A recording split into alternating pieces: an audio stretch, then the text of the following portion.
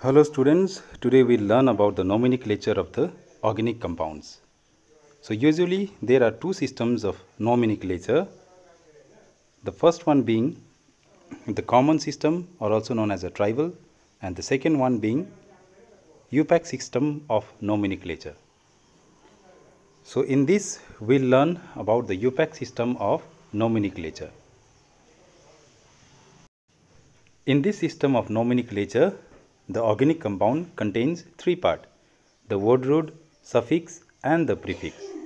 The word root basically denotes the number of carbon atoms present in the parent chain. The suffix, it denotes the functional group, and the prefix, it denotes the branched chain, or which are also considered as an substituent. Coming to the word root, if the main chain, if it contains one atom of carbon, it's known as meth. If it contains two, it's known as eth. If it contains three, it's known as prop, and so on.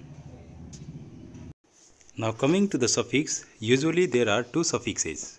The one is known as the primary suffix and the second one being the secondary suffix. The primary suffix, it denotes the nature of carbon-carbon bond. If a single covalent bond is present between the two carbon atoms, then the suffix added is ane and the general name is alkane. If there is a double bond, the primary suffix added is ene and the general name is alkene. And if it contains a triple covalent bond between the two carbon, the suffix added is yne and it belongs to the alkyne family. Now coming to the secondary suffix, which denotes the functional group. If it contains alcohol, that is OH, then the secondary suffix added is OL. If it contains aldehyde, that is CHO group, then the suffix added is AL. And similarly, there are many other functional group as well that you can refer from your textbook. Now there are certain steps to be followed to give the names to the hydrocarbons. The first step is find the longest chain. The second, find the suffix.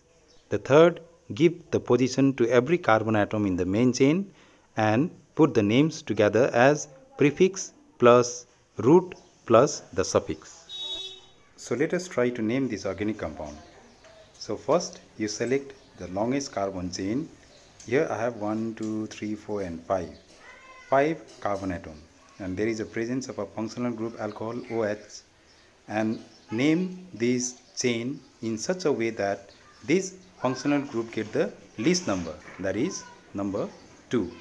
Now since there are 5 carbon atom, so the word root here is pent, and we see that the bond between the carbon is single, so that's why the suffix added is A and E. Now the presence of this functional group, which is in the second carbon atom, must be mentioned. So thus it's pentanol.